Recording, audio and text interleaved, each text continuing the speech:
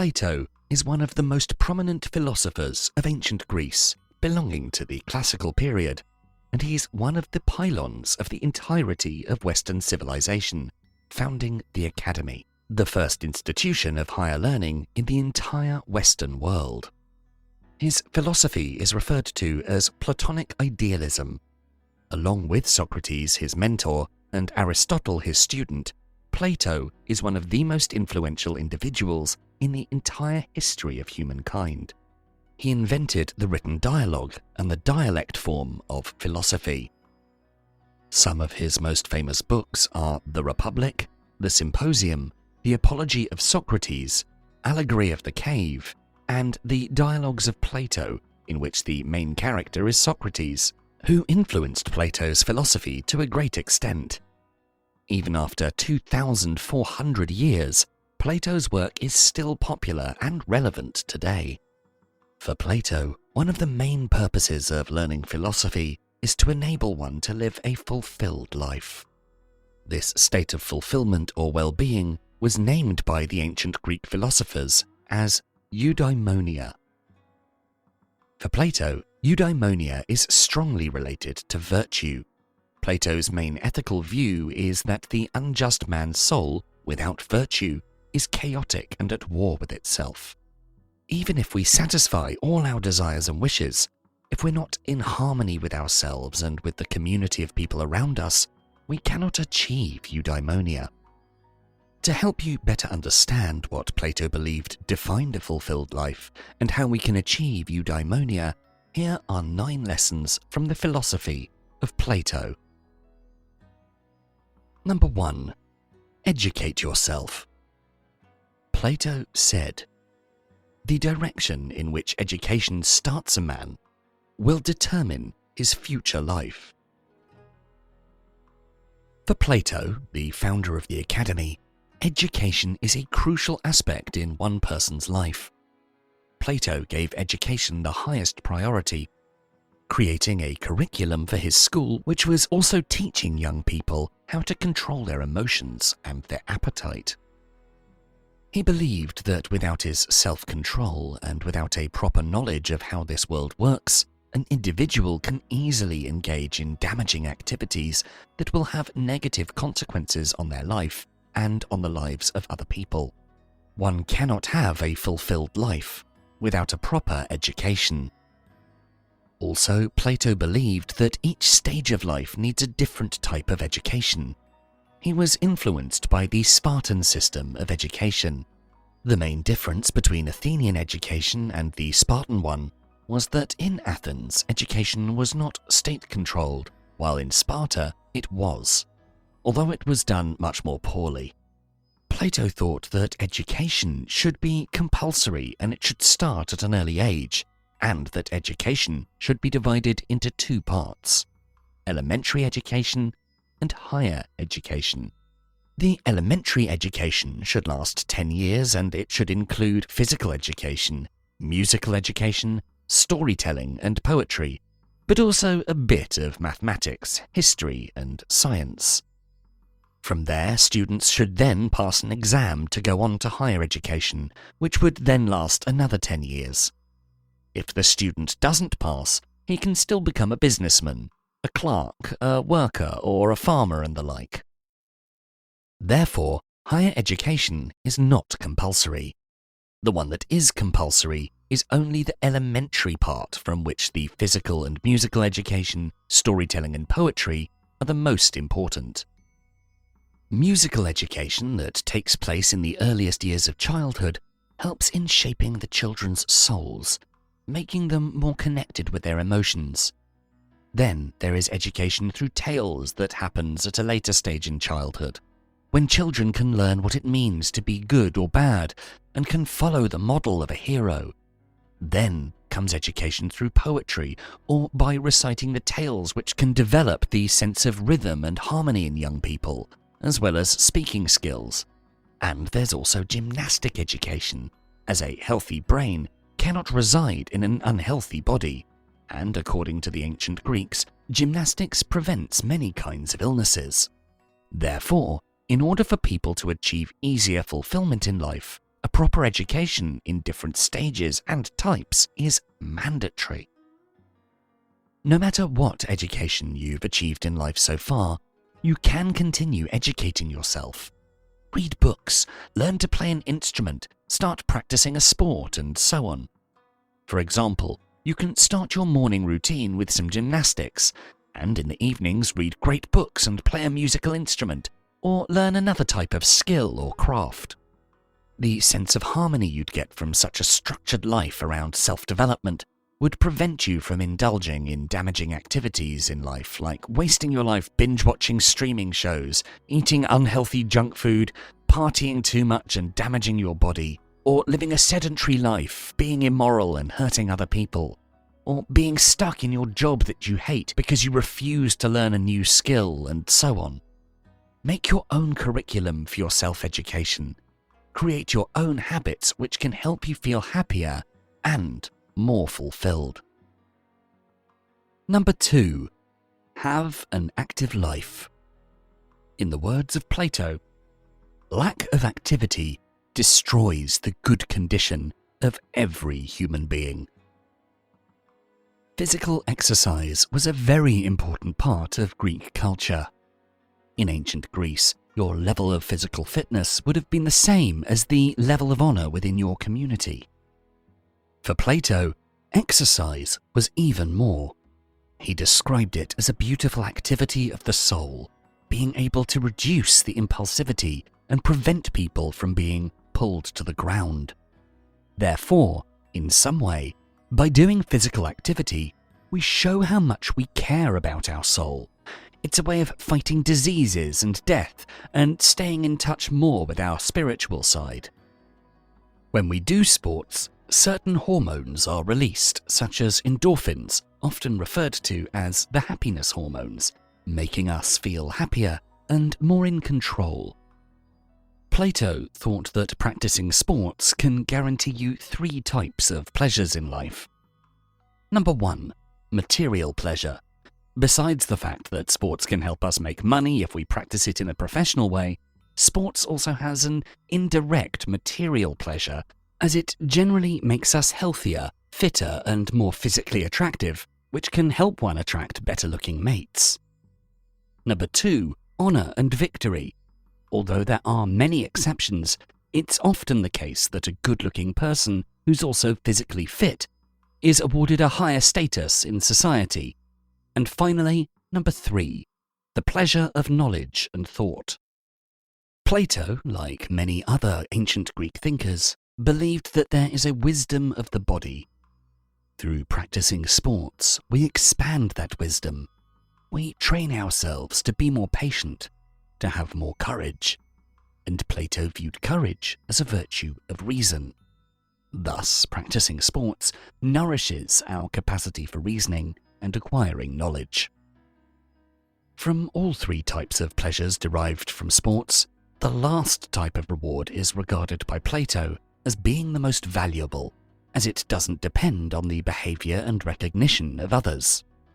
By practicing sports, you get into a competition with yourself.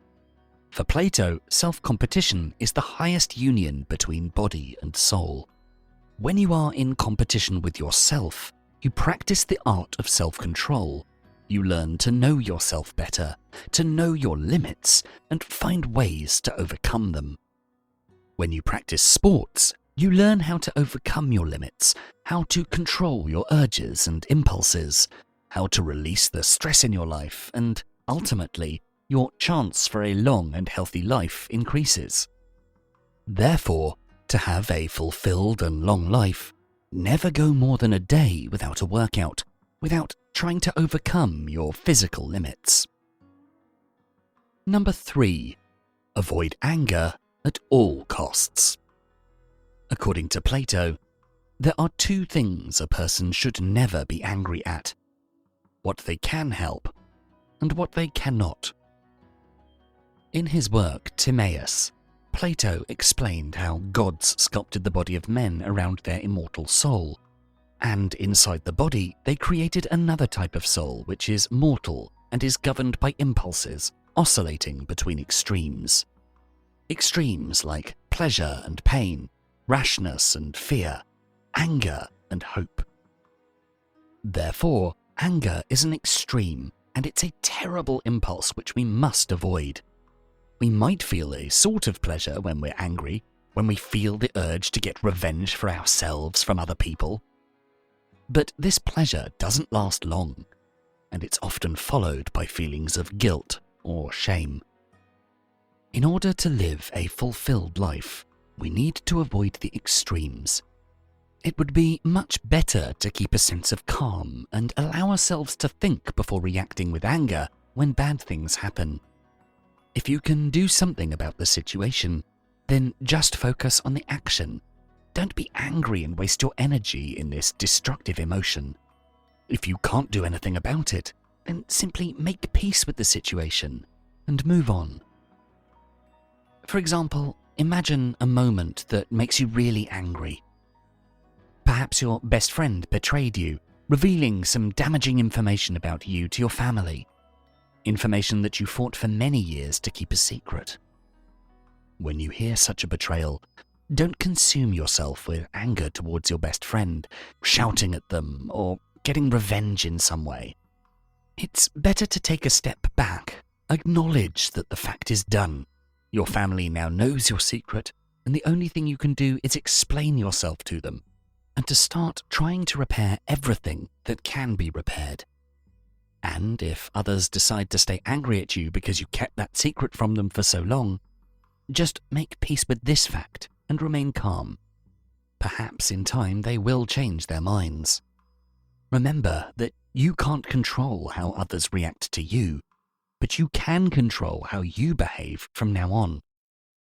In this kind of situation, you might decide to break up with that friend and be more careful from now on to not confide in untrustworthy people. A fulfilled life is composed of fulfilled days, in which you don't allow yourself to be triggered by destructive emotions such as anger. Number 4. Be content with little. Plato teaches us that the greatest wealth is to live content with little. Plato is often considered to be one of the main founding fathers of Western spirituality and religion. Nowadays, the Western world is focusing on how to achieve more and faster and has started to lose its anchor in Christianity. Nevertheless, it's a good practice to go back to the ancient wisdom to discover what mindset can really make us happy. Not only Plato, but also many other ancient philosophers emphasized the importance of knowing how to be content with little. Most of us spend decades of our lives trying to achieve a certain position in our work, status in our industry, or a certain financial level, just to make others and/or ourselves proud and content. We may want to feel appreciated by others, envied by others, but unfortunately, these desires push us towards an unhealthy and unhappy lifestyle. We spend most of our time at work, skipping social engagements with our friends and relatives, sometimes neglecting our personal lives, living more sedentary lives, all being sacrificed to reach a distant goal which might not even make us happy if we do achieve it. Achieving a milestone makes us happy just for a moment. Instead of running for prizes and fame, build a system of routines which can make you feel happy and valuable for others at the same time. You don't need to give up on the quest to achieve something significant in life, but you do need to give up your unhealthy ambition to accumulate more and more and keep only the ambition to build steadily, at a pace which allows you to take care of your health, enjoy the view, and nurture your relationships. Number 5. Live honorably. To quote Plato, "The man who is conscious of no wrongdoing is filled with cheerfulness and with the comfort of old age." For Plato, happiness is deeply connected to ethics. One needs to live an honorable life, a life of virtue if they want to achieve eudaimonia, meaning to have a happy and fulfilling life. The word eudaimonia is sometimes attributed to Plato, while other scholars say that his followers were the ones who brought up the concept. Nevertheless, Plato's teachings were the base for the concept of eudaimonia as being connected to having a life of virtue. In his work, The Republic, Plato made the case against the idea that living virtuously is actually preventing you from achieving eudaimonia. One of the characters of The Republic, the sophist Thrasymachus, said that if eudaimonia is to be achieved through the satisfaction of desire, whereas being just or acting justly requires suppression of desire, then it is not in the interests of a strong man to act according to the dictates of conventional morality. Plato's argument against this premise is that being virtuous is a harmonious state of the soul, and if we lose this state, we cannot be happy. When you know that all of your actions were sincere, and you took into account both your happiness and the happiness of others in any decision, you can sleep well at night. However, if you did something bad which harmed other people, you know that those people will come after you, that you won't be able to face them as before without a feeling of guilt, and therefore you wouldn't be able to sleep well at night. To have a truly fulfilling life, you need to live in harmony with other people, and this requires for you to respect the social contract you have with society. And that society is composed of all the people around you. To be happy and have a harmonious life, always do the right thing. Don't break the law. Be honest, and don't betray the people around you. Number 6. Be in charge of your own happiness. As we learn from Plato, the man who makes everything that leads to happiness depend upon himself and not upon other men has adopted the very best plan for living happily. As for his teacher, Socrates, happiness is for Plato a form of personal growth. Happiness can be assured if you stop expecting other people to make you happy, but rather make your own happiness. Plato believed that only that type of man who is in charge of his own happiness has a truly manly character and wisdom. Plato's life is a great example of that. He lived a long life, surrounded by great teachers such as Socrates and great students such as Aristotle. And he was recognized for all his achievements by Athenian society. He is one of the first philosophers who came up with a rigorous philosophical system laid down in writings, and he's the founder of one of the earliest known organized schools in Western civilization, the Academia. He was a man of great initiatives, being a first in many. He didn't expect others to come to him and help him, but rather he relied on himself and did in action most of the things he planned to do. As Plato, we should not complain of unhappiness, waiting for other people to make us happy. If your happiness means to have success in your career and a happy family life, don't expect others to guarantee that for you. In your career, don't wait to get promoted, but rather learn new skills every day, increase your performance, and if your boss doesn't notice you, find another company, and don't wait for anybody. In your personal life, if you feel you don't have enough happiness in your relationship, try to change your behavior. Come up with pleasant surprises, cook a nice dinner, take your partner to a new place in town, or give them a thoughtful gift. If what you do is not enough, have a discussion and try to find the reason, and try to fix the issue. Take a proactive attitude in all sectors of your life, and remember that life is too short and you need to make your happiness a priority. Number 7.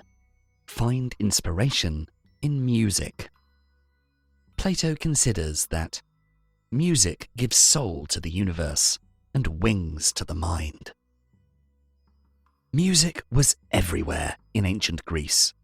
It was an essential part of ancient Greek culture, being present in religious festivals, marriage and funeral rites, and banquet gatherings. Many great thinkers of ancient Greece saw a connection between music and mathematics, music reflecting the perfect order of the cosmos and of the human soul. For Plato as well, music was not just a tool for entertaining. He emphasized that the rhythm and harmony we experience through music can make us reach a state of grace, of divine peace. Thus, music has a moral quality, connecting the people in a community when it's shared. We would lose so much in life if we don't give music enough of our time. Most of us have some knowledge of how beneficial music is, from how children can improve their learning abilities through music therapy, to how soothing it is to listen to sad songs when our heart's broken, or even how helpful music is for making introverts open up to the world, particularly children. Researchers proved that music gives us a boost of oxytocin. It has the power of increasing bonding and trust between people, and that's why it has such a powerful effect on our emotions. Thus, we should make sure to include a few minutes of music every day, be it for boosting our energy with some happy music, or soothing ourselves when we feel sad, dancing with our partner to our favourite song, or just enjoying ourselves with some background music while we prepare some reports for work.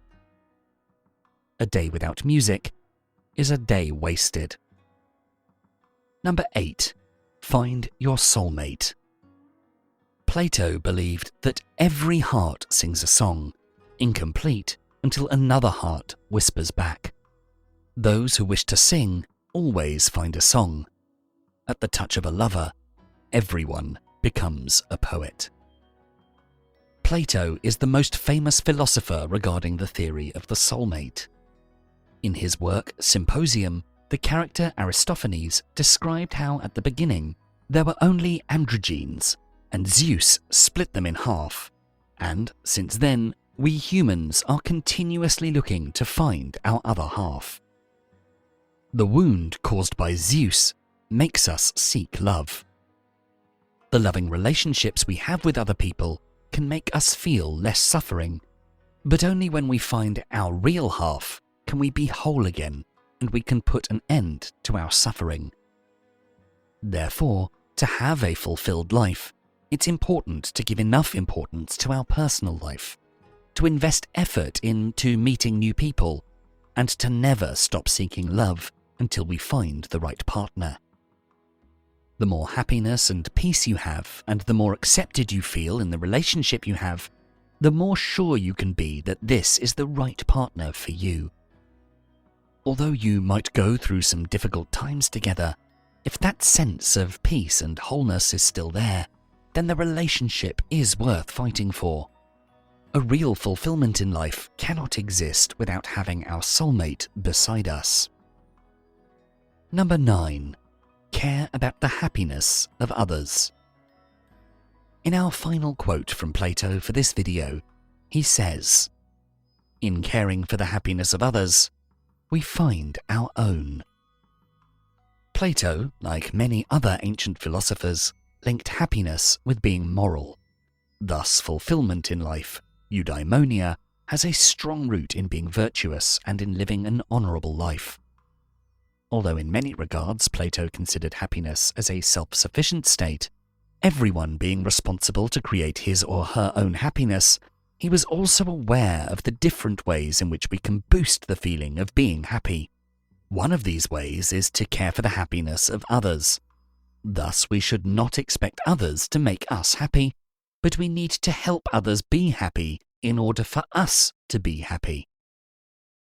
Material pleasures such as gadgets, jewellery, apartments, cars and clothes, or physical pleasures such as sexual pleasure and eating good food have a limited influence on our real happiness. The pleasures of the body are limited, and real happiness should include striving to contribute to the common good of society. Only when we give contributions in helping others, making them happier, do we feel real life satisfaction. For example, if you feel anxious at your workplace because you feel that your performance is not the same as your colleagues, instead of worrying about your lack of skills, you should start asking yourself how you can best contribute to the team. Maybe you can come up with new ways to help your colleagues. Even if it's not technically part of your responsibilities, You can come up with new methods to approach a certain problem that a colleague is facing. The more you move the focus from satisfying your personal goals to helping your team, the more appreciated you'd be, and the more fulfilled you would feel. If you enjoyed this video, please make sure to check out our full Philosophies for Life playlist. And for more videos to help you find success and happiness using ancient philosophical wisdom, don't forget to subscribe. Thanks so much for watching.